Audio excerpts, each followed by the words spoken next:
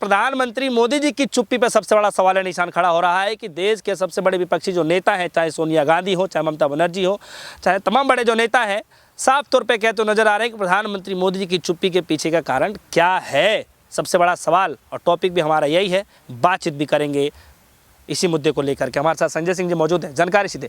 क्या लगता है सर, आपको क्या लग रहा है जिस चीज़ें पर चर्चाएं हमने पिछले दिनों में करी, जो महाराष्ट्र से लेकर के तमाम राज्यों में ये सब चीज़ें जो चल रही थी धीरे धीरे करके, बड़ा एक माहौल बन गया जहांगीरपुरी को लेकर के। क्या माहौल है? प्रधानमंत्री मोदी जी चुप हैं अभी तक, क्या लग रहा है? देखिए, आप अभी से बेचैन ना होइए, घबराइए मत। एक शेर कहना चाहूँगा, इब्तिदाए इश्क है रोता है क्या, आगे आगे देखिए होता है क्या। अभी आपने कश्मीर फाइल्स देखी, उसके फ़ौरन बाद ये अजान, हनुमान, कुरान, मुसलमान, ये सब अब आपने देखा। उसके बाद आपने अभी दिल्ली में ये छुटपुट, ये दंगे की शुरुआत भर है। ये माहौल बनाया जा रहा है, 2024 के लिए माहौल बनाया जा रहा है। और अगर आपको बेचैनी इस बात को लेकर है कि मोदी जी क्यों नहीं बोल रहे हैं, तो मैं इसमें मोदी जी और उनके समर्थकों को भी कहना चाहूँगा एक शेर से, कातिल ने किस सफाई से धोई है आस्तीन, कातिल ने किस सफाई से धोई है आस्तीन, वो जानता नहीं कि लहू बोलता भी है। अभी ये खून, बेगुनाहों का खून बोलेगा भी। आपको चिंता इस बात की करनी चाहिए, राजनीतिज्ञ तो अपना काम कर रहे हैं, तथाकथित राष्ट्रवादी अपना काम कर रहे हैं, तथाकथित धर्म प्रेमी अपना काम कर रहे हैं, लेकिन चिंता इस बात की करनी चाहिए कि जो भारत की व्यवस्था है वो ढह रही है, पुलिसिंग ख़त्म हो रही है, पुलिस एक टूल की तरह बनती जा रही है सरकार के, पुलिस अपना करने का काम नहीं कर पा रही, ये चिंता का विषय है। अभी और नए एपिसोड आएंगे, नए तरीके आएंगे, तो संयम बरतने का टाइम है मेरे दोस्त। बरत सकते हो तो देश को बचा लोगे, और नहीं तो देश धीरे धीरे गृह युद्ध की तरफ चल रहा है। तो आपको क्या लग रहा है कि एडवोकेट साहब, जैसे आपने पुलिस के बारे में बातचीत कही, आपको क्यों ऐसा लग रहा है कि वो काम अपना सही से नहीं कर रहे हैं? जिस एरिया से वो होकर निकल रही थी शोभा यात्रा, जब उससे पहले इस तरीके की बातें कही गई कि हम मस्जिदों के सामने हनुमान चालीसा का पाठ करवाएंगे, जिस तरीके से वहाँ नौजवानों के हाथ में तलवारें थीं, जिस तरीके की वहाँ पे नारेबाजी हो रही थी, गाली गलौज हो रही थी, ये प्रोवोक करने का तरीका है। वो चाहते थे कि सामने वाला वर्ग भी इसमें कुछ ना कुछ करे, और ताकि हम जो है फिर उसके बाद एक तरफा कार्रवाई करें। लेकिन अब राष्ट्र की समझ में, बहुत सारे लोगों की समझ में इस बात को समझ में आने लगी है कि ये सब तरीके हैं इनके आग लगाने के। और मैं समझता हूँ कि चंद लोगों के अलावा, चंद ये गुमराह युवा आप समझ लो, और इनके अलावा बाकी सब लोग इस दंगे की राजनीति को समझ चुके हैं। ये राजनीति के तहत हो रहा है सब कुछ,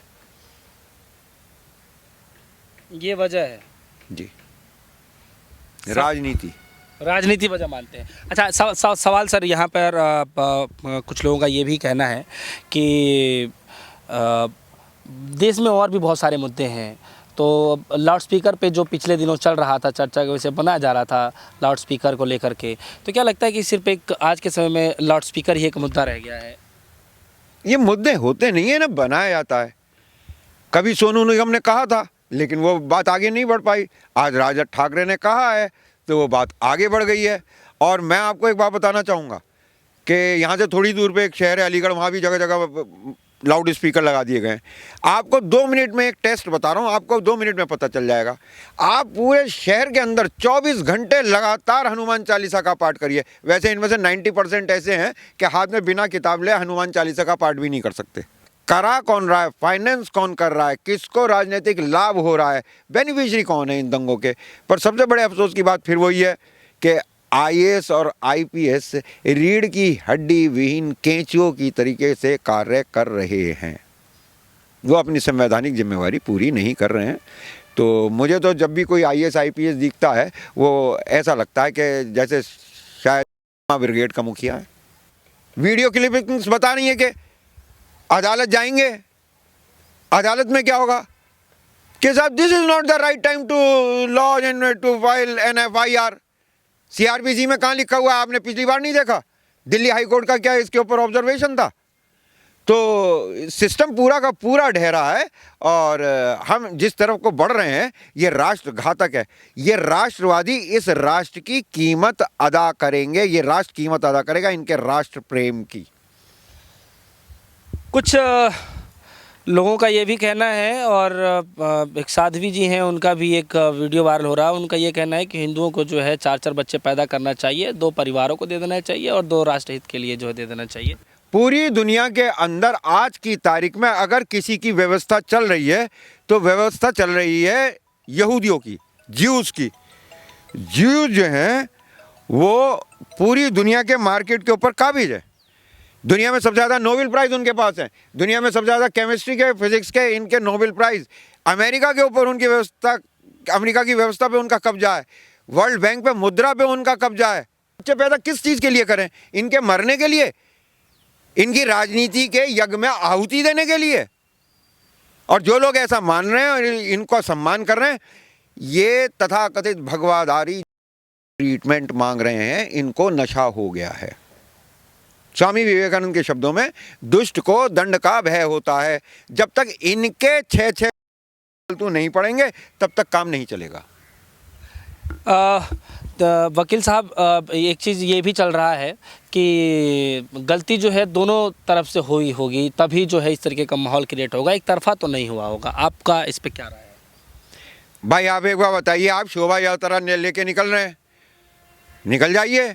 आप वहाँ पे मस्जिद के सामने रुकें, डीजे बजाएं, हाथ में तलवार लिए हों, अभद्र भाषा का उपयोग कर रहे हों, गाली गलौज कर रहे हों, सामने वाले को प्रोवोक करने की कोशिश कर रहे हों, तो और डरा के कि अगर हम ऐसा नहीं करेंगे। मैं अभी एक जगह पढ़ रहा था कि आज तो ये शोभा यात्रा नहीं निकलने दे रहे 20% होके, जब 50% हो जाएंगे तो शव यात्रा। इस्लाम की एक बहुत बड़ी गद्दी दिल्ली थी, इस पे सबसे जालिम बादशाह जिसे ये बताते हैं जालिम बादशाह, औरंगज़ेब की हुकूमत थी। औरंगज़ेब दिल्ली में होली का जुलूस नहीं रोक पाया था। जो ये डरते होंगे, हमें डर नहीं लगता। हमने इन राजपूतों के और इन मुस्लिमों के, जो दोनों सत्ता में थे, इसके गठजोड़ की टक्कर सूरजमल गोकुला जाट के नेतृत्व में हमने खड़े होकर इतिहास को पलट दिया। अब हमें डराने से क्या फ़ायदा? हम तो नहीं डरते। डरते होंगे कश्मीर के ब्राह्मण, डरते होंगे पंडित, उन्हें डरा लें, वो चीख चिल्ला लें। देखा नहीं था अभी कुछ दिन पहले कश्मीर फाइल्स के टाइम पे किस तरीके से रोना पीटना मचाया जा रहा था, छातियाँ पीटी जा रही थी, रोया जा रहा था। तो ये प्रोपोगेंडा है, ये प्रपंच रच रहे हैं और हम नहीं डरते। इस तरीके का माहौल के पीछे की क्या वजह? लोगों को डरा के लामबंद करना कि अगर तुम हमारे साथ नहीं आओगे तो ये मुसलमान तुम्हें खा जाएंगे। और देखो, जब ये पुलिस से नहीं डर रहे, सेना से नहीं डर रहे, कानून से नहीं डर रहे, अदालत से नहीं डर रहे, मोदी से नहीं डर रहे, योगी से नहीं डर रहे, तो फिर ये तुम्हारा क्या हाल करेंगे? अब तुम्हें कोई बचा सकता है तो हम बचा सकते हैं।